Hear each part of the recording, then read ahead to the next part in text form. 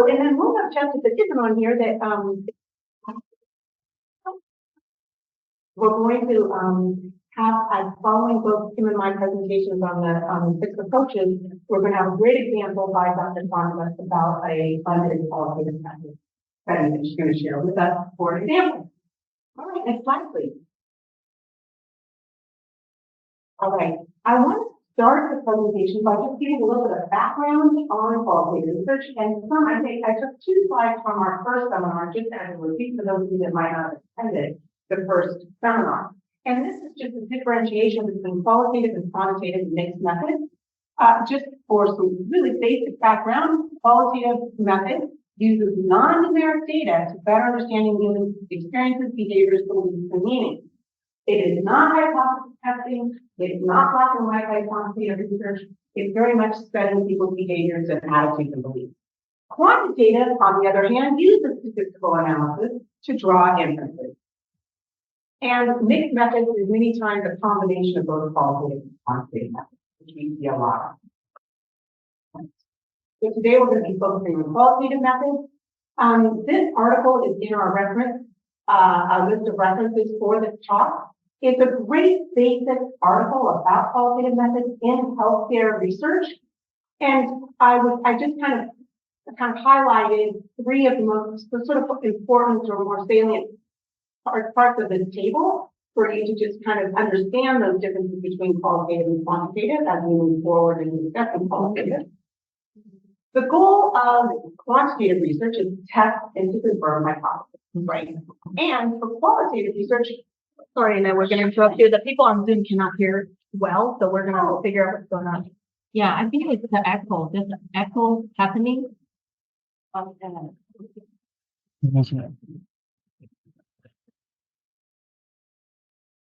Even it's because of the two mics, or only one microphone.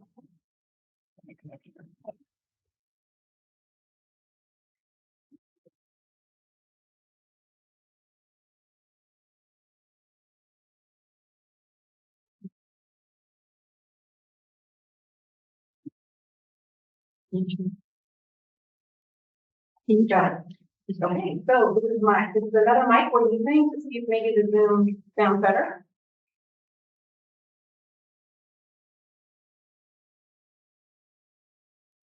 Nope, should I keep talking? No. So we're looking at the table that's available in this paper, qualitative methods in healthcare research. The sound is not better. It's not better. Can we try this, Dr. Nasr? Can you come on this side and then try to see because you're really cut on, and you can turn it on. See if that might help.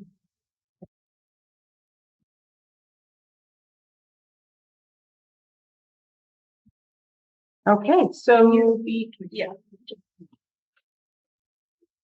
Closer to the camera. Oh, closer to the camera. Yeah. Okay, so then this isn't okay. All right. Well, closer to the camera. You're good. You're okay. Good. So how's that? Is that better? I can speak a little louder. That's better now. Okay. Right. I have a voice that projects, so I'm fine in speaking a little louder if that helps. That's good. Okay, it's good now. Yeah. All right. So again, we're differentiating between qualitative and quantitative as we begin our discussion about 6 approaches to qualitative research.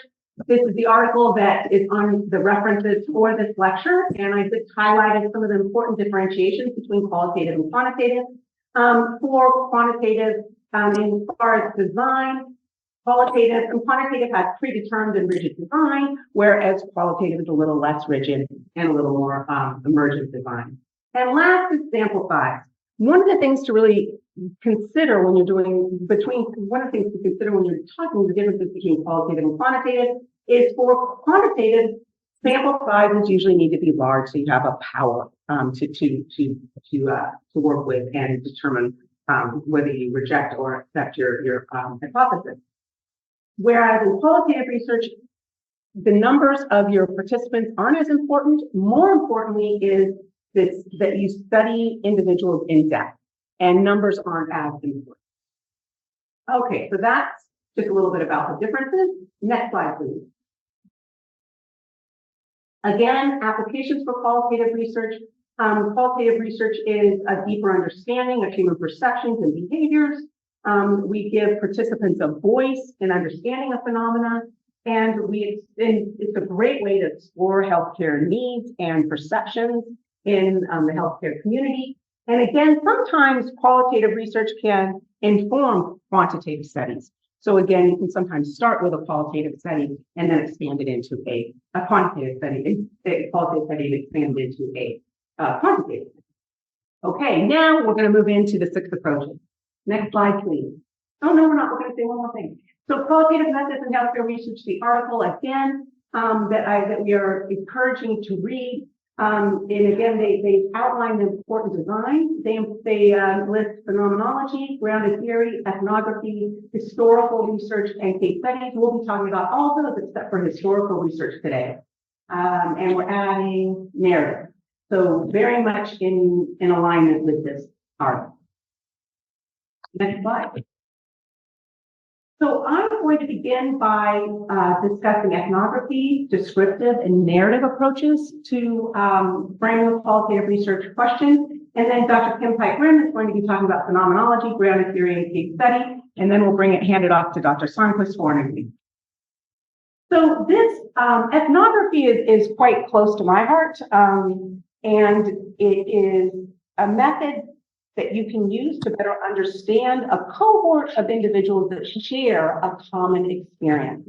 Ethnography began by being very anthropological in design. Many of you know Margaret Mead, who went out to a deserted island and actually became part of the culture and the community in Tonga. And she did a very anthropological, she's known for her work in ethnography from an anthropological perspective. My work in ethnography for healthcare is many times focused on a sociological approach to ethnography. It focuses on narrating and interpreting behaviors of a culture-sharing group. So this is a publication that came out in 2020 of my work on better understanding living-related transplantation from a adolescent perspective and their family. My program of research is in living donor liver transplant in the pediatric population. And I used ethnography to better understand the parental perception of the impact a living donation has on the parent. So as some of you might know, parents can donate the left lower lobe of their liver to their son or daughter that has end-stage liver disease. And I did the ethnographic approach for all 3 of my studies, that all 3 of them were at perceptions and beliefs and attitudes on living donation from a parental perspective, which is my first study. I interviewed parents. The second study I did was I interviewed the adolescents who received living donation from their parents. And the third study was also ethnographic in nature, and I took the parents and the adolescents together and integrated them together to hear their perception of this transforming event. So the common and shared experience was that of living donation.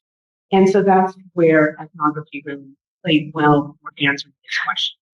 So one of the things that I would recommend if you are writing a grant or reviewing a grant that might be ethnographic in nature is to really consider the reasons you're choosing ethnography. And whether ethnography is explained, or if you explain in your proposal the reasons why you chose it, because it is maybe a sociological approach and you want to get a certain group of people that have shared. The one tricky thing about ethnography is that it's best if you use a single setting, but it also requires various data collection points. So it's not just doing an interview, or not just doing observations, or not just having the field notes, but it's a combination of all of that in producing a strong ethnographic study.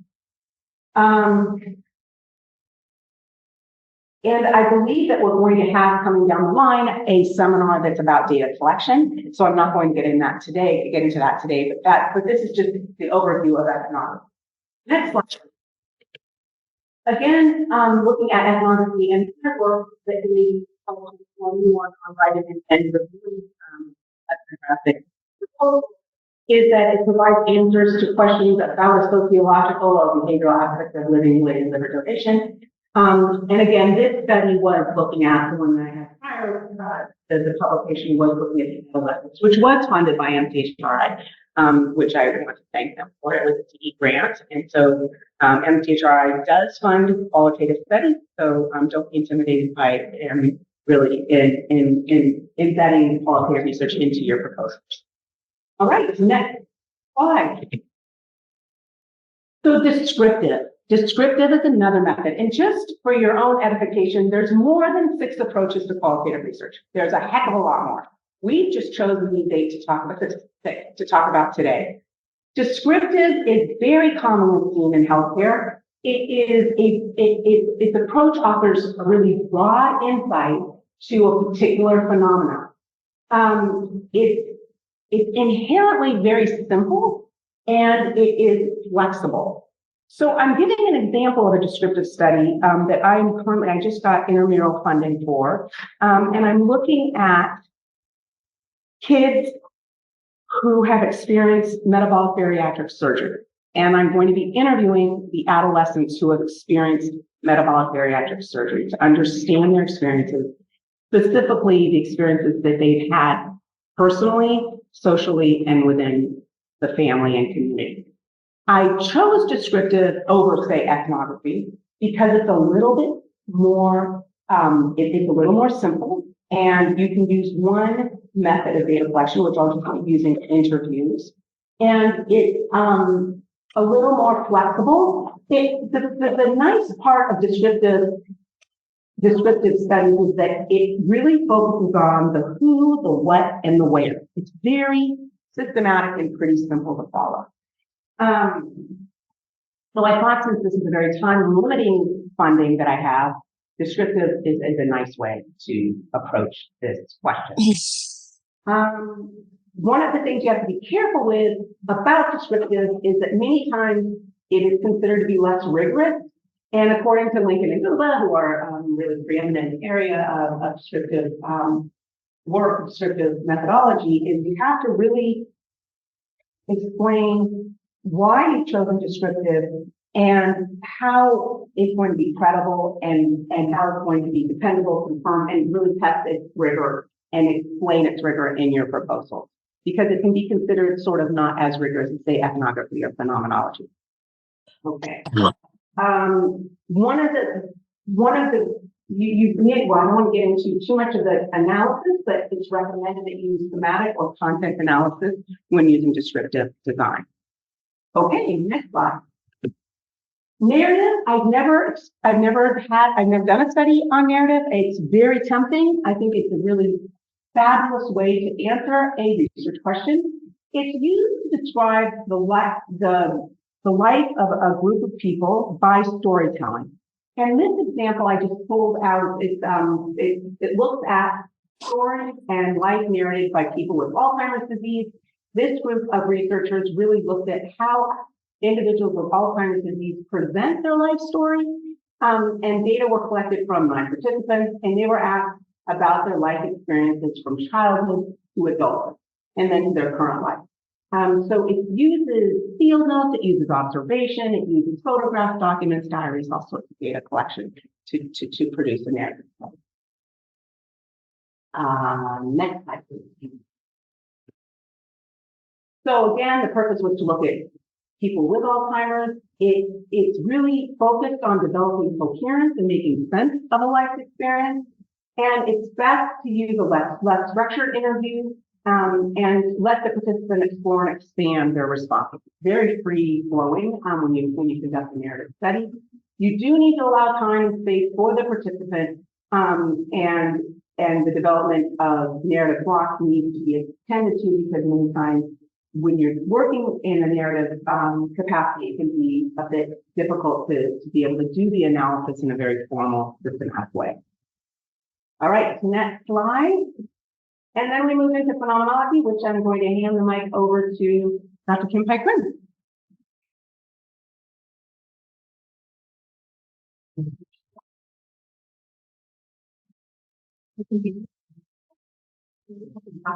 Okay, just talk loud. Okay.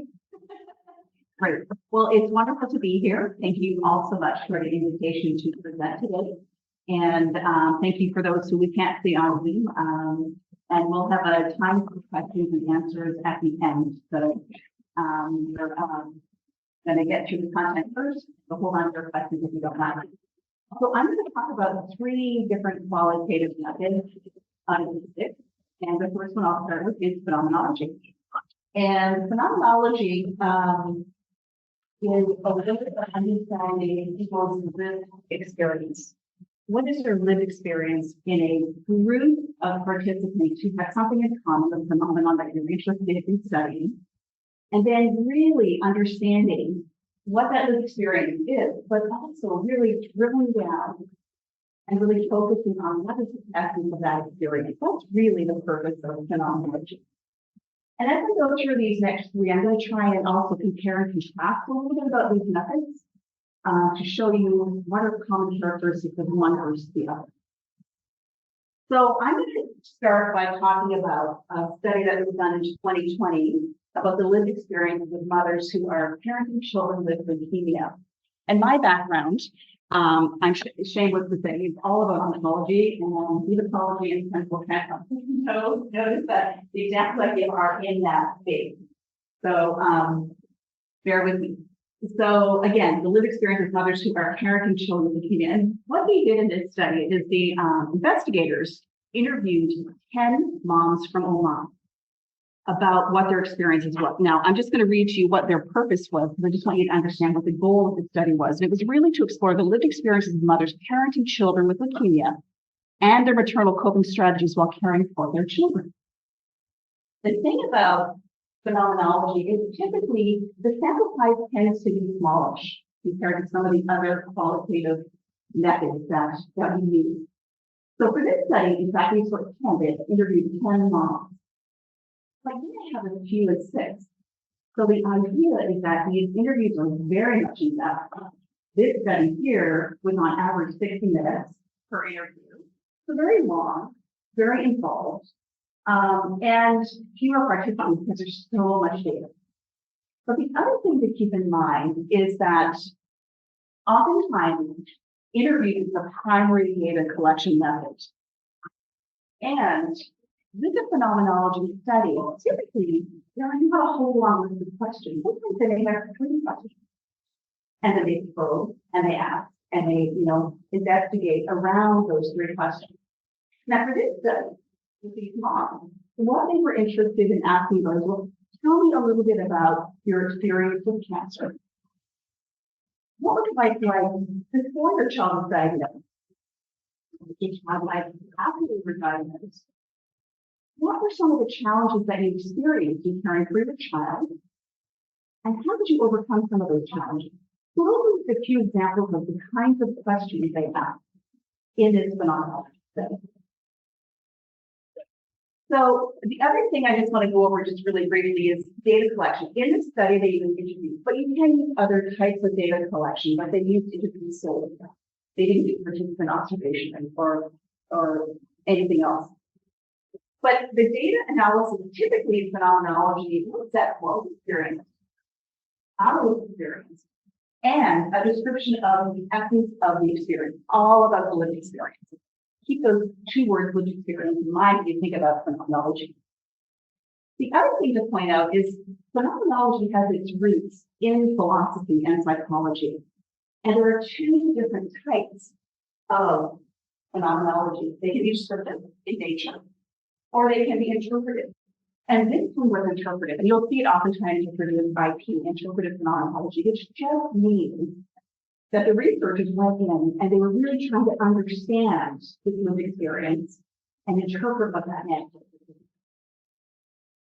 Okay, next slide, please. Okay, grounded theory. Has anyone heard of grounded theory? Yeah. Well, the interesting thing about grounded theory is grounded theory was created, developed by 2 sociology professors at UCSF, Barney Glaser and Ansel Strauss. And they really created this whole way of creating a theory that is grounded in the research, hence the word grounded. But there are other people who have also contributed to the whole development of constructivist grounded theory, Kathy Sharma's, and develop heart so you get that school of nursing. So there's other people who have looked at it a little bit differently and have tried to shape it a little bit differently. So there are different sort of ways of approaching it, but the thing I like about grounding theory is it's pretty prescriptive, and I'll explain what I mean by that.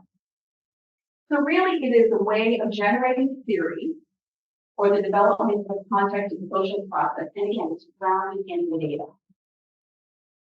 So this was a study that we had done over a decade ago. And these studies do take time, and there were 3 of us on this study who pulled this together. So I just want to read to you again what the purpose was. It was to describe the process of parents making major treatment decisions for their children with cancer. And what we did was we interviewed 15 parents who had children with cancer to really understand what that process is. And that's the thing about grounded theory. It's to try and explain a process or action that's going on. So again, different than looking at a lived experience with phenomenology, right? So that's one of the differences right there. So we interviewed these parents, and we came up with a way of explaining or explicating that process. And what we did was we did interviews slowly. So we had a semi-structured interview guide with multiple questions, and what we were asking them about were things like, tell me about your cancer experience, sort of the grand four kind of questions initially. And then when you think about making that decision, how were you thinking? What were you thinking about? How were you feeling? Did anyone help you to make those decisions for your child's treatment? If so, let's talk about that. Who was involved? How was they involved in those decisions? And then there's looking back. Looking back, how do you feel after making that decision? So those are just a sample of some of the questions that we asked. Again, a longer kind of interview guide compared to something like phenomenology. So there's a few things that are very characteristic of grounded theory. And I'm just going to highlight some of those because, again, they're different from phenomenology, ethnography, narrative, kind of qualitative research. So elements of grounded theory are constant comparative analysis. What does that mean? We hear that all the time with grounded theory. It's an important structure, an important piece of grounded theory. And what that means is that usually what you do is you start with a few interviews. It's an iterative process. You come up with your codes and you start to sort of, trace out and map out a little bit what your theory might look like. Then you back out and you interview another group of people, or participants or parents or whoever your participants are. And then you add that data back into your theory. So as you're interviewing these groups or individuals that meet your criteria, you are constantly fleshing out that theory. And over time, your theory might evolve and change because there might be certain threads that you find that, oh, I need to follow that thread. I need to go down and understand that part of the theory a little bit more. So that's an important part of grounded theory. Theoretical sampling, what that means is, I'm doing a study right now that I'm analyzing for that ventricular assist devices in cardiac and pediatrics. And we're looking at compassion deactivation, heavy talk. So what is important if you're interviewing clinicians, for instance, is that you sample different clinicians to get their perspective so you can really flesh out a theoretical view of what the process looks like. So I interview intensivists, cardiologists, interview nurses, interview all different people of different backgrounds who work in the pediatric field. So theoretical sampling is important, theoretical coding, theoretical saturation. What does theoretical saturation mean? That means when you get to a point in your data collection and analysis, when you're hearing the same thing again and again, there's nothing you need this thing. So that means that you've reached a point where you can probably stop data collection. And then the data analysis is again prescriptive. And that's what I like about grounded theory. There are certain things you do if you use this methodology. You do open coding, which some will refer to as excerpt coding or line by line coding. You do axial coding, which elevates the codes up into a category. And for some, not all grounded theory, you may reach a point of selective coding. And that means that there's an overarching theme for that theory, but not all grounded theory gets to that point. For our study, the overarching theme was making the right decision for my child with cancer. So that's what selective coding is. And it often does include, some type of figure or a diagram or a flow chart that accompanies these studies. Once it's all been analyzed and put together. Next slide, please. Okay, so here's what it looked like for our study.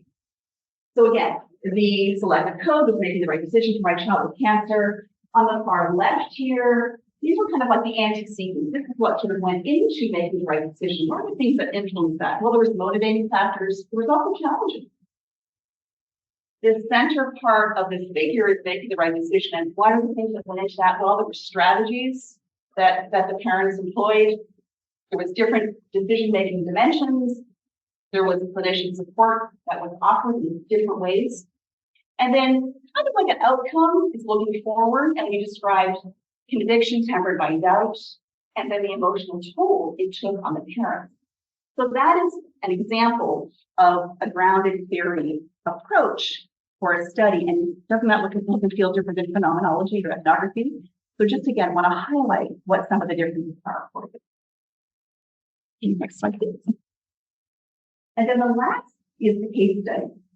The case study approach is a way of looking at trying to get a really in-depth understanding of a phenomenon that occurs in different contextual situations. So it really is focused on a lot of detail, a lot of description, and in-depth analysis of a case or several cases. Some case studies will be one, some will be more than one. And I will talk with you about one of my colleagues, Cynthia Bell, who looked at refining conceptual model for adolescent readiness, teenage and life discussions. So what Cynthia did for this study is she was looking for very specific criteria. She ended up interviewing several interviews with two in the case study, a male and a female adolescent, so a 15-year-old male and a 20-year-old female. They had incurable cancer, and she wanted to understand from them through interviews. She conducted two of them, and through questionnaires that were administered related to quality of life, that were related to knowledge, that were related to decision making, to get a better idea of what might influence their readiness in order to participate in end-of-life discussion. So it's an incredible case. If you ever want to see a good example of a case study, take a look at that. And for her data collection, she focused again on interviews. She did do observations as well. She did administered questionnaires, and she also went into their health record. So this is really important as well to look at all the different elements that she used in the case study that can be used. And they identified themes and a detailed description of the case report was written comparing the two patients who she included in the study. Thank you. So what she did was she had originally developed an a priori conceptual model based on the review of the literature of end-of-life literature. And through these two case reports that she reports on, she then developed this more of she revised the model and talked more about awareness, acceptance, and willingness that's informed by emotional and cognitive preparedness. So that's an example of how she revised and refined the a priori model and came up with this based on the case study. Thank you. What I want to turn my attention to, and I just, as I'm standing here thinking of just a couple of other things I wanted to mention with grounded theory, I'm going to go back to that for a moment, because I don't want to forget to say this. A couple of other things are really important in grounded theory, as well as being very descriptive and helping you to know what steps to do. There's a lot of memo writing, a lot of field notes, things like that, that are really important as part of that methodology as well. Now, I do field notes for all of my qualitative work, and I will oftentimes do memos as well, because the memo is really helpful in writing up your action manuscript. You should pull out your memos, that's where you look at any classifications or trying to explain a little bit of what you're seeing are really helpful. So let's talk for a few minutes about sampling techniques.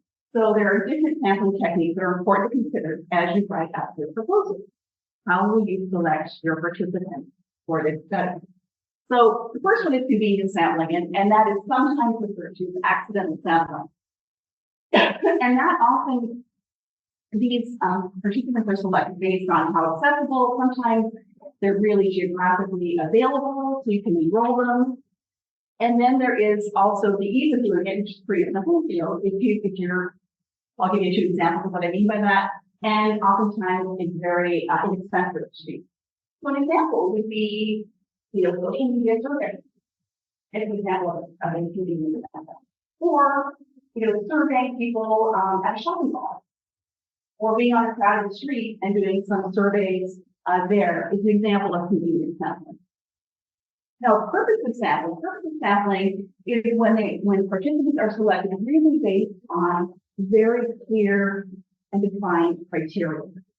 So I'm looking, for instance, in the Oncology study, I am looking for moms from all moms who are recently diagnosed with cancer, not just cancer, leukemia. So that really narrows my population. And then for the ground theory we studied, we also would have used purposive sampling. We were looking for parents of children with cancer who have been involved in making a major treatment decision for their child. So again, very specific criteria. Now, snowball sampling is often referred to as chain referral sampling or network sampling. And oftentimes what's involved there is you'll interview, maybe a participant, and then they'll refer someone to you. Oh, you need to reach out to this person. So it's kind of like a referral basis. And then it's like a snowball that just grows in this thing. And then the last one here is intensity sampling.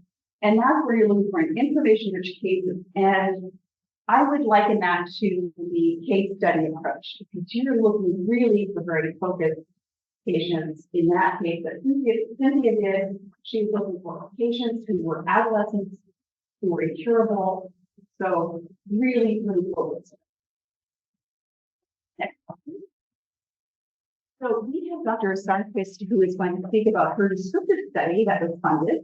But before we do, I'm just going to go to the next slide, if you don't mind, and to show you some of the references that are available. If you want to read further about where we do some of this information from, or the articles that we reference. So thank you for your attention.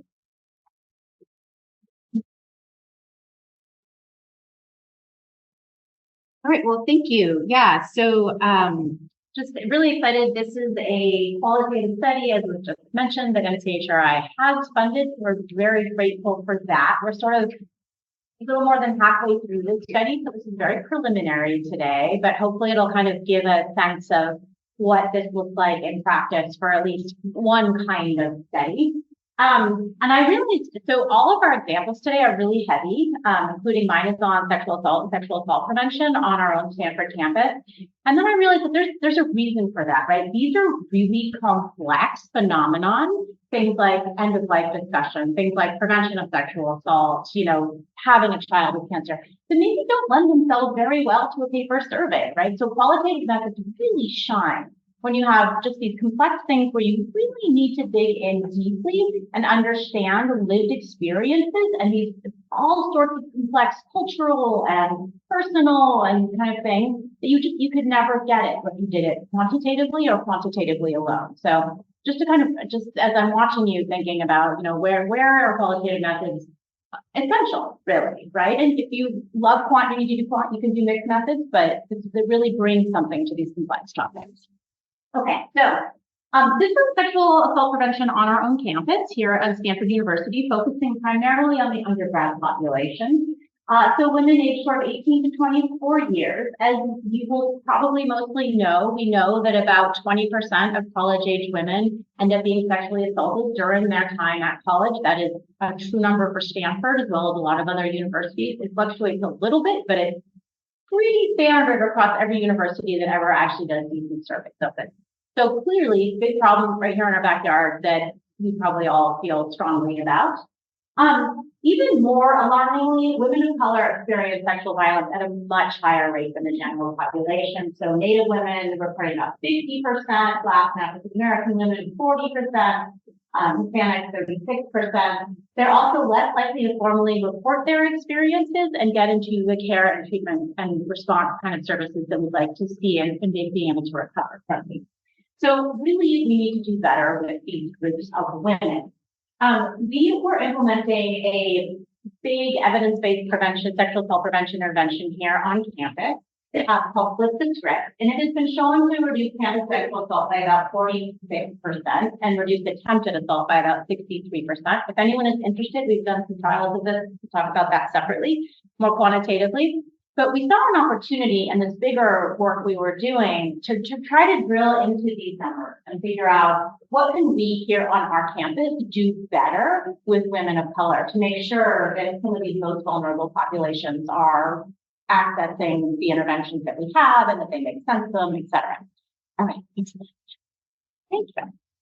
Okay, so we really want to explore barriers that prevent women of color from participating in sexual violence prevention programs. And again, one site, we talked about the one site versus multi-site, really thinking about our own campus, really thinking about how we are going to improve this on our campus. Not that what we learn might not be generalizable, but that's not our explicit objective. So yes, we will absolutely share this with colleagues who are interested in this work, but campuses are different. They have very different cultures. So we were really focusing here. And then really we're working closely with the Title IX Share Office on campus to think about how to do it better. So it has this very actionable piece. We're meeting with them regularly. We're reporting out regularly. They helped write the interview guide to make sure that this data gets used sort of immediately into improving this sort of quality improvement, program improvement kind of goal. All right, so hopefully folks can read this. I know it's a little small, but so Stanford students self-identified as women of color, using that term broadly. Combination of purposes, we started with the purposive kind of sampling, and then we did do snowball sampling as well, which is great. We're sort of saying at the end of the interview, especially the really good interviews, hey, this was so helpful. Do you have friends or colleagues or other RA, like people you know that we should be talking to really get the people who are thinking a lot about this and know a lot about this? It is, I mean, in qualitative research, we're not going for a random sample. We actually want the people that have thought a lot about this and have a lot to share and can really bring in that depth, right? Rather than the person who's like, I don't know, I didn't know you had sexual violence. Like, that's not right? I mean, it's an issue, because they should know, but that's not really where we're going to get our good data. So thinking about that. Descriptive for all the reasons the lovely co-presenters already said. It's simple, it's flexible. If we had more time and energy and money, this would perhaps lend itself to ethnography in particular, right? This is a shared cultural group, but given this shorter grants and shorter time frames, focusing on the descriptive, we use semi-structured interviews. So we did have an interview guide with probing questions, but we also allowed people to kind of go off on their own tangents and would probe as needed. Because, you know, when you're writing questions for qualitative, part of the beauty is you don't have to get them right the first time. You can let people kind of go. The other thing that the IRBs hate, but we all do, is we want to change questions sometimes based on some of the responses. So this is an IRB issue, but it can happen. So we have new peers. We have other Stanford undergrads and graduate students conducting these interviews. Many of you have worked with youth. We know they're much more likely to tell the truth to peers and near peers than they are to us. So we very carefully train our interviewers and then trust them to go out and get those stories that we probably couldn't elicit. And then we do trauma-informed interviewing methods because sometimes things come up and you have to support your qualitative researchers in a way that you don't have to support your quantitative data collectors because they're hearing these stories and they can be, as we've heard from these other topics, really difficult stories. So that's something else to think about when you're writing grants. How do you support your data collectors and make sure as they're hearing these difficult things that they feel supported and that they're not sort of experiencing. And then you also want to think about the trauma and kind of trauma-informed interviewing, lots of great information on how to make sure you're doing this, you know, as you go forward. We won't be doing it. But so we did inductive kind of thematic coding. Sounds like, you know, pretty standard. We heard from other folks too. We have 3 researchers, 2 to 3 of those really doing that day-to-day kind of coding, meeting together as a group to talk about kind of what's coming out coded. Each interview gets coded separately. Sounds like there'll be a whole other one on analysis, so I won't spend a lot of time on it. But then you come together. So qualitative, it's more complex analytically in terms of having many people involved and really sort of a meeting of the minds and thinking about what your theory guiding is and what your conceptual framework is to reach these agreements. And sometimes you bring in outside folks or members of the target population to help interpret the data and sort of say, hey, everything's right. Is this really what you meant? So a little bit more of a holistic kind of analytic approach. All right. Oh, and memoing. Hopefully you'll talk more about that when you analyze. We always memo for any qualitative work we do. That just means as you're going through, I just want to actually, but as you're going through, you're writing down, you have a separate document over it where you're sort of writing down the insights and the things that pop into your head and sort of what you're seeing, what you're thinking. You're not sort of doing that later on, but it's this iterative process. And you want everyone to be doing that. And then it's really helpful when you're writing your papers. And it also just helps if you're meeting a week later to, right, you have the document to go back to. So that's important. All right. So we had, and I'm just going to do so like whip through this because we don't have a lot of time and sort of for another day. But we're really drilling down on ethnicity here. Right? We're talking about women of color. We really wanted to think about different groups on our campus. So really East Asian, South Asian, African, and Arab. And generally, they sort of found that many people were coming from backgrounds where they weren't even talking about sex or anything related to sex in the home, in the school, right? You know, sex education is not very good in this country. And so just the idea of talking about that at all or engaging in a program that was doing anything related to that was just felt very foreign and overwhelming to folks. And I have some quotes in a minute that I'll show you. So, and then participants also felt like that these programs need to acknowledge very specific cultural pieces that they had experienced and probably kind of some moving to solutions. Remember, I said this is very solution oriented. There needed to be both targeted marketing that these kinds of the programs were open to all different people and those sorts of things, but also ideally that they would be addressing things like stigma, like cultural kind of background, and then also that they would ideally kind of maybe even hold these at some of the student community centers and have, you know, two specific groups, even at least offer targeted opportunities. So at least we maybe not going to change the program a ton to each different cultural kind of background, but maybe when we're doing it at the Narcos, like the Muslim Student Center, that at least it would be a group of students with a shared cultural background. So the discussions, the role plays, the activities would at least be able to have that shared cultural. So some pretty simple improvements that students felt like would make a big difference. Okay, so when you report out qualitative data, and this is one of the super fun things about qualitative data, you get to use quotes. And if you're doing policy advocacy, talking to anybody who isn't a quantitative researcher, they're so much more excited about seeing your quotes and hearing your stories than they are about seeing your pie chart, right? And many of us, when we do work with advocacy groups or policy groups, we're making sure we've got both on there, maybe some great photos, some nice quotes, right? It brings stuff alive to most folks, and maybe not with us in the room, but most folks in a way that sort of percentages don't. So really encourage people to think about that piece as well. So this was kind of talking about this, you know, lack of exposure to sex and sexuality, and just saying, you know, you can't relate on a personal level because you come from a background of culture where you're not talking about sex at all, and you've never been exposed to it, and therefore it becomes very uncomfortable. And again, this is all preliminary. We'll get better quotes eventually, but and then some of the solution kinds of suggestions, which is how you see on how I'm getting to my statement of results from our quotes, right? I mean, this is what you do. You use these really key quotes to kind of illustrate kind of what you're saying your conclusions are, and that's how you show your data in qualitative, just like you show your data in quantitative, right? But the way you show it is through these quotes that really carefully illustrate the conclusions you came to. You're not making this up. It came from the data. Rather than, again, sort of numbers or p-values or those things. So, and this was the reason I brought up the one last time, is we specifically heard from some of our students that, you know, doing it, for example, through the Muslim Student Center or other student centers, and we have many really strong student centers on this campus, as many of you will know.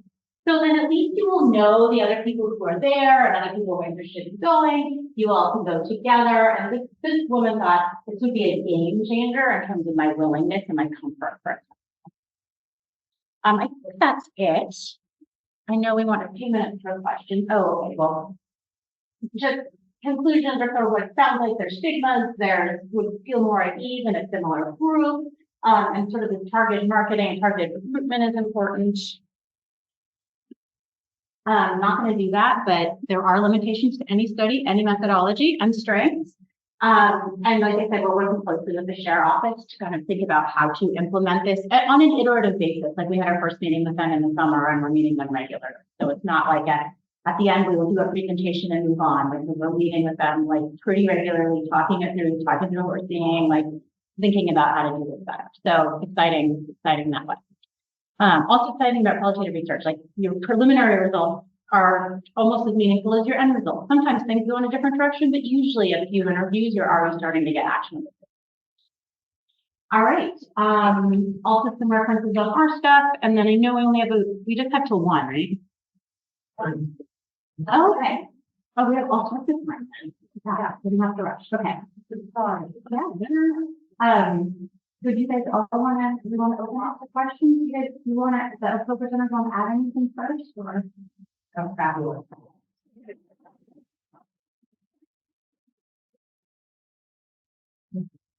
Questions? We don't want to come in.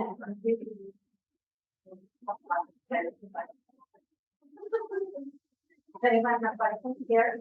Yeah, thank you so much for the presentation. So now discussion and fun. In person or yeah, we have to be up here to be heard. Yeah. So, One thing I'd like to just emphasize is I think over the years of doing qualitative research, which I go back to the 90s, it's really interesting, and I think it's so helpful to see how qualitative research can be hypothesis generating for quantitative research, or like in the case of what you're with some of the work that I'm doing, it will eventually lead to guidelines for care, which is so important that we move this to a kind of using this really good word for the next step. I think so. That's a great point, right? It can be sort of more we're thinking about what are the right things to ask on a quantitative survey. How do I hypothesis generate? How do I get some kind of questions? It can also be a hypothesis or sort of results confirming, right? That's the other kind of major focus of mixed method, where you've done some quantitative research and you're finding results you don't expect or you don't quite, and you can go then to the population and say, hey, help us interpret this. Tell us what's going on here. Help us figure out what the next steps are. So I think those are the two major forms, and they're both incredibly useful. Yeah. The other point I'd like to emphasize as individuals who are thinking of submitting a proposal to MCHRI or some other funding body, it's always important. I know for me, part of what my process is I always include like a family advisory council so that they help me I will give them a draft of an interview guide, for instance, and I will meet with them and they will look at it and we'll discuss, oh, that question should be reworded, or what is it you're really asking here? So take advantage or incorporate those kinds of councils or people out there who have direct experience because they've been a parent or they've been someone who's had cancer to fold into your proposal. I think it just strengthens it. If you can talk about that in terms of your methods and kind of incorporating these other experts. And that's quantitative or qualitative. Exactly. Right. And we all review things, and when you sit on the advisory board or that family advisory board, you use that for community advisory board. Yeah. I mean, that's part of what it's going to be looked for. Yeah. That's a good, much broader point. Sure. Yeah.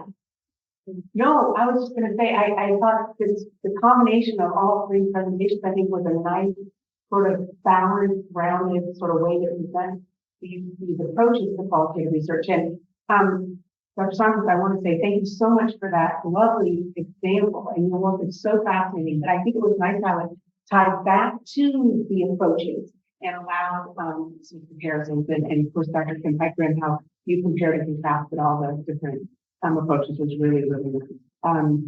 I want to also just, and I know we want to go on to some questions, but I just wanted to say, please feel free to ask questions about the more basic criteria or basic steps you need to take in formulating a proposal, because I think many of you are in the midst of thinking about writing a proposal, or many of you in the audience might be reviewers for MCHRI for these grant proposals. So please ask some really practical questions as well, not just the academic side of things. But that's, I just want to encourage that.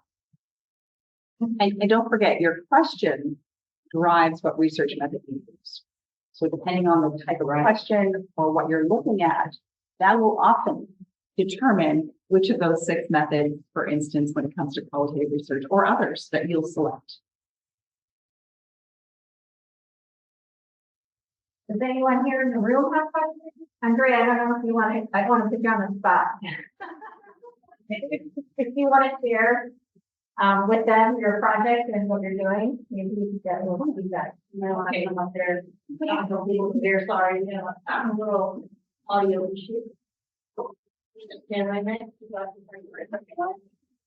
Andrea, also funded through MCHRI. Always great. So just like I'm like more quantitative, so I'm learning while I'm doing all these projects, which is great, but sometimes I feel like lost on everything. So it's really nice to be in this kind of meetings to learn more about the qualitative data. So I'm working in trying to identify like ways to improve the school meal based on like scratch cooking, like how can they do like more scratch cooking and reduce like ultra processed food in school. So we are interviewing food service directors, and we are going to do also focus groups with parents, trying to understand like for food service directors, for example, like what are the main barriers for them to do scratch cooking, and why do they choose to giving like a pre-made pizza instead of making it in the school, like kind of that situation. And we have already in the middle of the data collection. So maybe one of my questions is like, you know, you have like the interview guide, and then while you are in the interview, you realize that maybe you are not getting what you were expecting to get on that. And how is like that process of trying to change like the interviews that you, like the questions that you want to do? Like, is that like while you are coding, like then you realize that there are like some codes that you wanted to get from there and it's not appearing, or like, I don't know, like any ideas of how to go through that?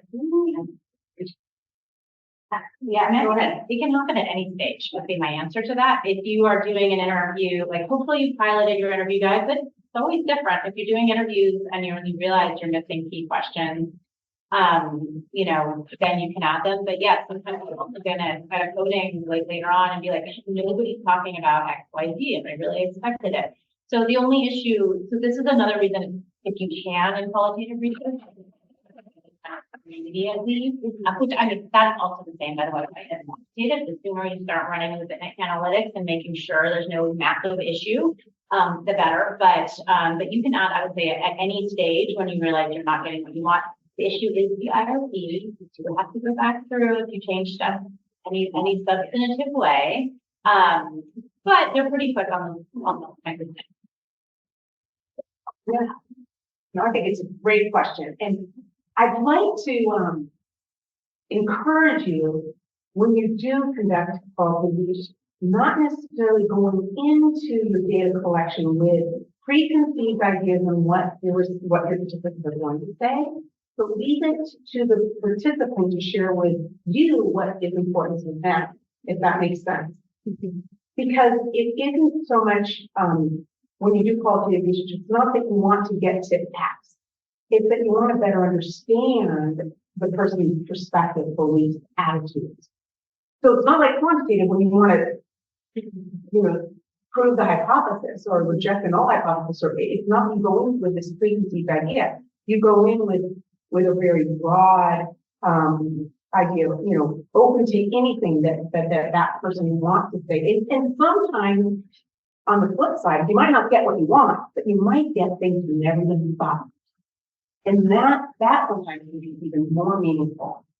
But again, you can revise your interview guide in any way you want to make sure you, I mean, interviewing adolescents can be very, very stressful, especially 13-year-olds, you know, yes, no, you know. And how do you probe, and how do you, sometimes I come out of an interview and I say, oh my gosh, you barely said anything. Whereas you get an 18-year-old and they'll talk a mile a minute, right? So it's really gearing your interview to the person that you're talking and let them talk about what is important to them. It may not be what you want to hear, but it's what they want to say, right?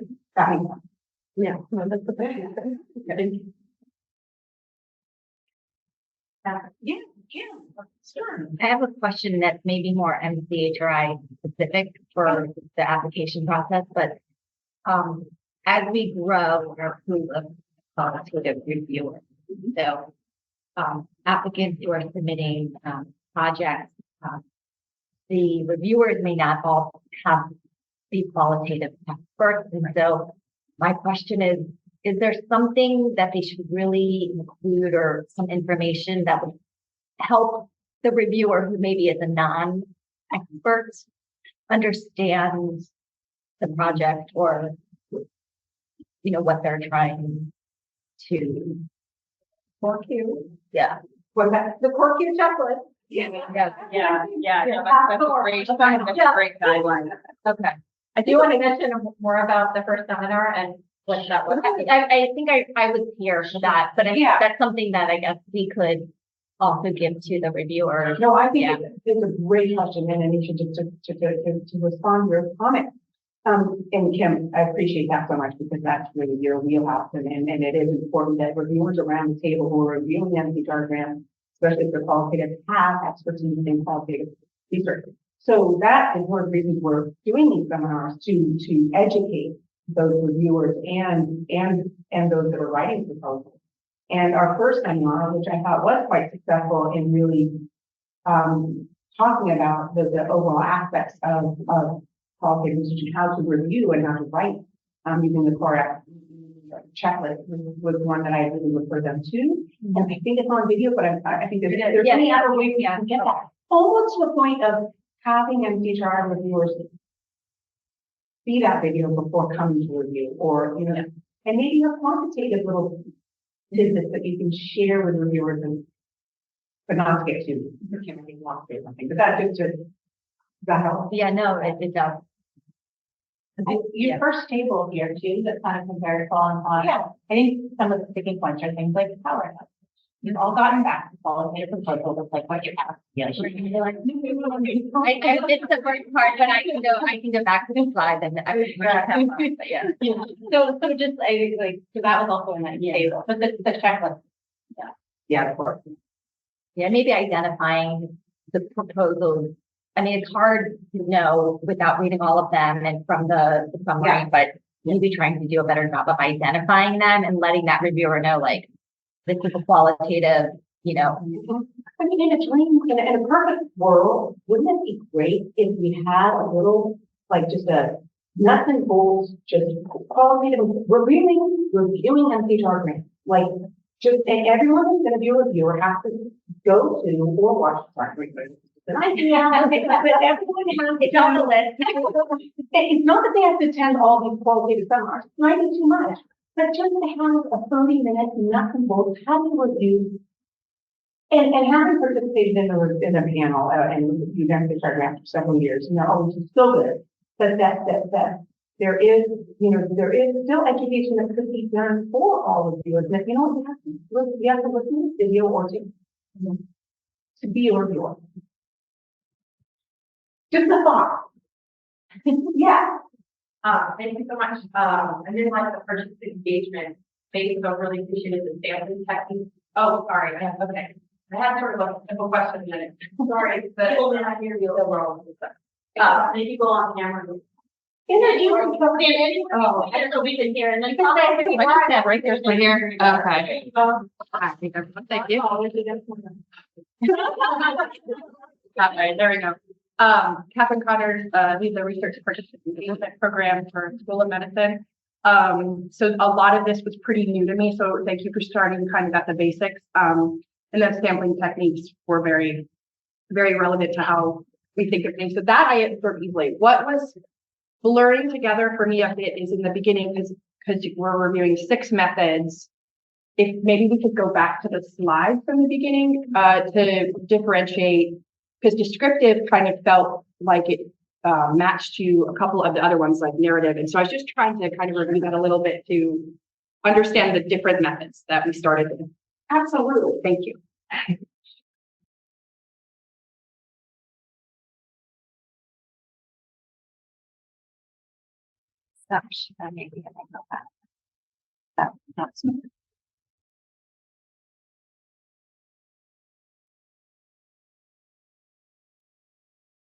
So if you were to have to, which ones are getting blurred? So, we started with ethnography, right? And no, we started with, ethnography, descriptive narrative.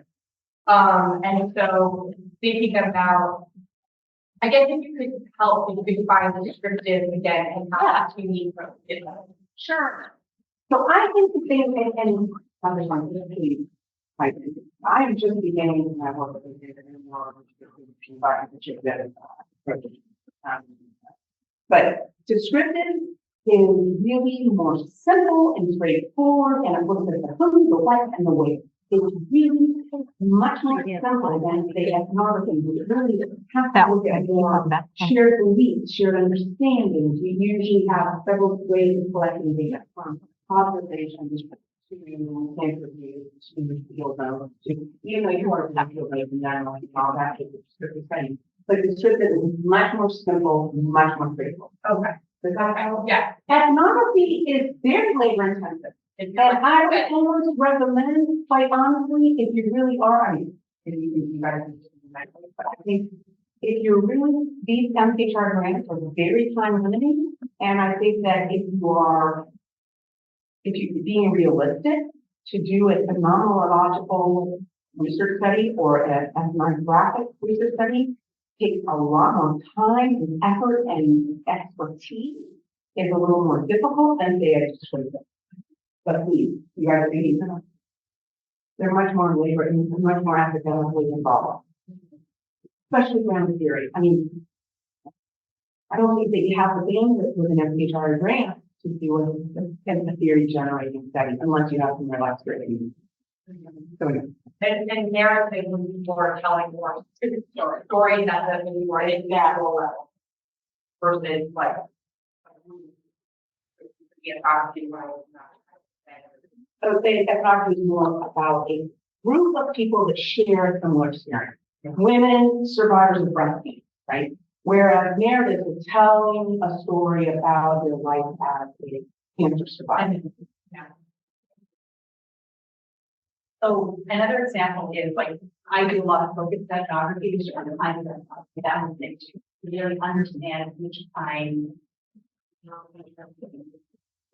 So I have done studies at my population in Catholic for instance. So that's the culture given a culture within focused ethnography. And then my interest in understanding their decision-making role in changing the cancer. So it's really kind of focused, but the analysis is focused as well.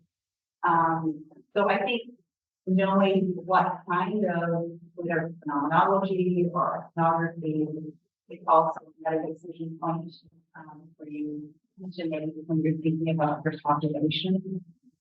But I also just go back to what you're asking and what your research question is often will determine which way you should go in terms of methodology. And I'm not going to, but probably Annette and I are willing to, if you want a consultation or if you want to talk more about different methods. Not that I've used them all, I have not, but I've used a few. Happy to, have a conversation if you're not sure which direction. The only thing to add, and this actually isn't, this is just for people who are thinking about writing proposals, like the two major formats to use for data collection are interviews.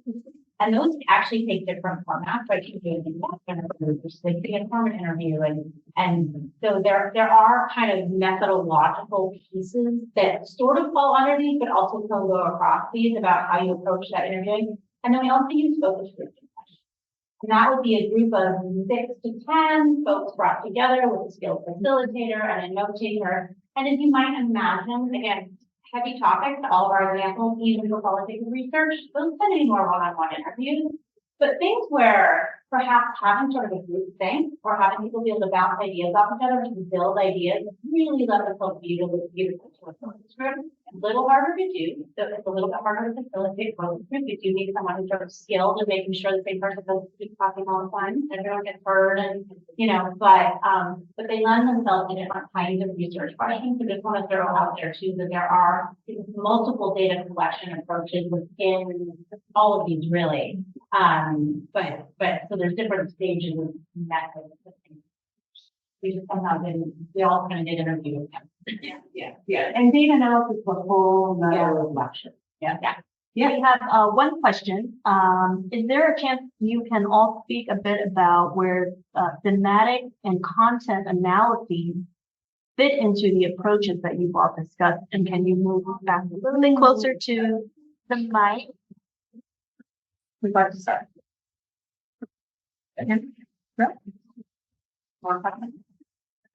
Great question. Thematic analysis and content analysis, we're not getting into too many of the specifics about each way of doing analysis, are quite different. And they could be used in almost any approach. So it's really, they actually can be embedded in an ethnographic study or a phenomenological study, but usually content analysis, you're more likely to see thematic analysis in most of the approaches we've talked about. Content analysis is more focused on how often something, a word or a phrase comes up in your interview. So people who study language will use a content analysis approach to look at their data.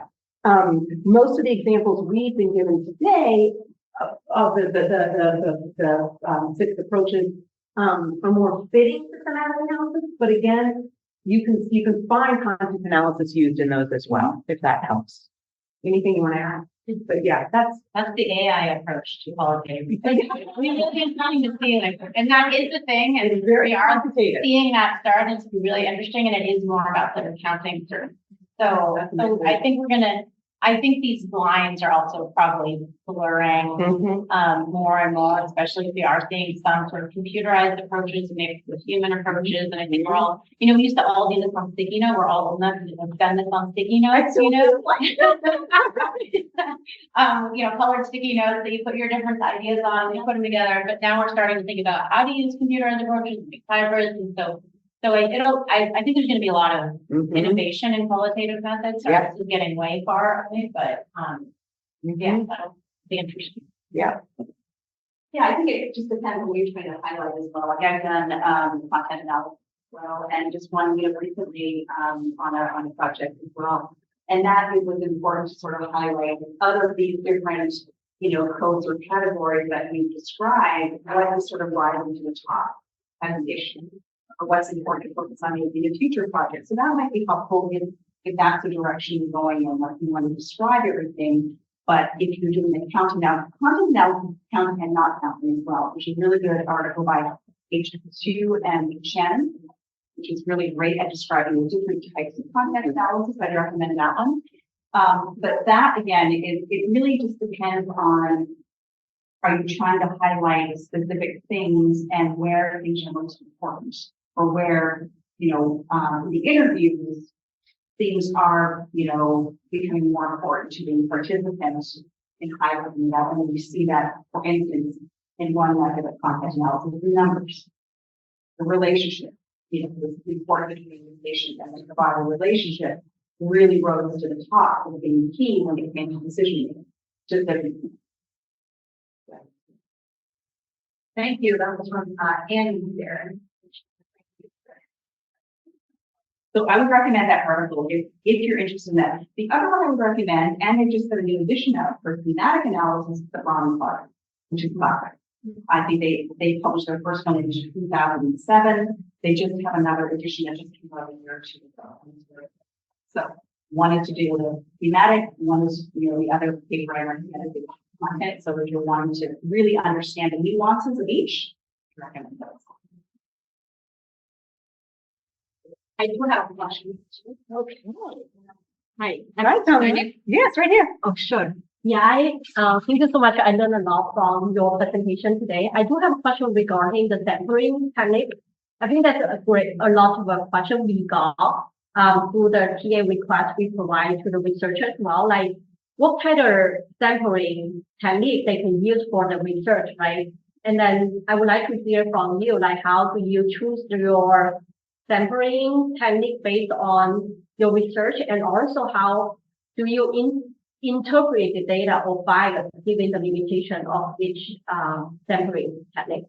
For example, if you are using convenient sampling techniques, it might, like the data you get might produce some bias because of that convenience, right? Like, for example, if I only recruit the parents who are working at Stanford, I know it's easy, right? I know my colleague, and I might just get the perspective from all my colleagues who are around, or like for the parents, it's easy, but might have produced a big bias. Yeah, bias. You know, in my line of research, I tend to use mostly purposive sampling just because I am looking for a specific population with specific characteristics. So that's sort of my experience. Yeah, I although I had a girlfriend when I was doing my PhD, she was doing her work on hospice and palliative care. And she used a snowballing approach, which was really effective because she would go in and interview someone and say, oh, you know what, you need to talk to the hospitalist about this. So I'm going to give you their name if you want to contact them. So that was really effective in her study, which was actually a grounded theory, constructivist approach. But she used snowballing for her sample. And that was great because then she was able to access a lot of people and interview a lot of people to build out her model. So that's another example. Yeah, so I think what you're saying is it needs to be driven by your research question, right? Like, if you're interested in Stanford parents' experiences of this, then that's the sample you should be using. But we almost never use a convenient sample. I mean, as you don't either. I think it can be done, but we're almost never going to actually do that because we actually have some idea of who we're trying to target. And just like quantitative, describing your quantitative, you have that table 1, you say what your sample looks like.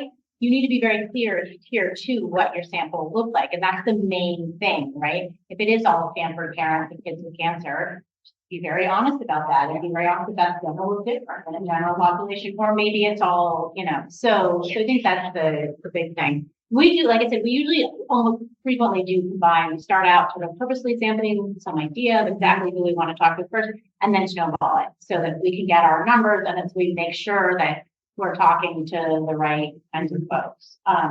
But thinking about, and also, right, it does depend too on your bigger one, because I think the word convenient sampling can be confusing to people. Because I've had other researchers on teams of mine say, oh, well, that was convenient. We just went and asked them. I said, well, just think about it. Not really, because we were looking for a nurse practitioner who worked in the CVICU, who looked at patients. It's pretty specific. So sometimes it's a matter of talking through what you mean by why you choose purposes sampling as opposed to convenience. But I liked your example today of how you had combined the two and started with the purposes and then you went on to the snowball. And so it's a great example of how you might start with one method of sampling and move into a different. So being a bit flexible. No, I think this is a great question. And I think, so I think it's a great question about sampling. And I think that one of the things you have to, like from my research, I couldn't necessarily do what you did, where you went from purposeful to snowball in the field of liver transplantation and kids who receive living donor rate. They're not going to say, oh, my friend's baby down the street, donor. That's not going to happen. So it's again, what is going to fit your research question? And one of the things that I always have to write in my limitation section of my papers is that I spoke to people who wanted to speak to me. So I had the liver transplant team, the clinical staff say, hey, Annette, the Smith family is interested in participating in your study. Well, the Smith family has a great experience with living donation. It's not the Jones family whose kid died after the living donation, right? So you always have to you always have to bring to your limitation section that I interviewed people who wanted to actually participate and talk about their experience. There's a whole bucket load of people out there that probably had a negative experience with living donations that don't want to talk to me. Does that make sense? So that's, again, one of the risks of all of this is that you're going to get people that it's a bit biased, and you have to identify that.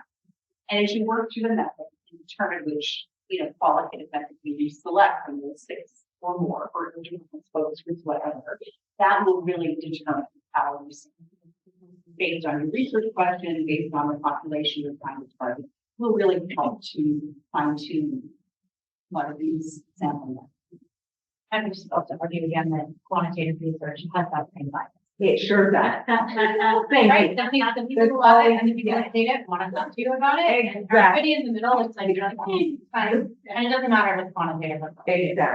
Exactly. It's just that you identify. Yeah. Yeah. Great question. Yeah. Well, we are almost at time. I don't think any other questions online. Any other questions? It's been very enjoyable. So Yeah. thank you all so much. That was so welcome. Education. Thank you for having us.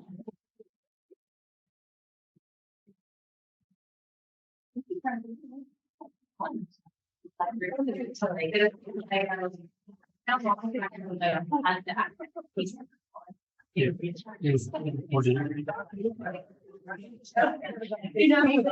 pull out your own, like, what we want to do is justify why, and you don't think, like, you don't object, you can reject it.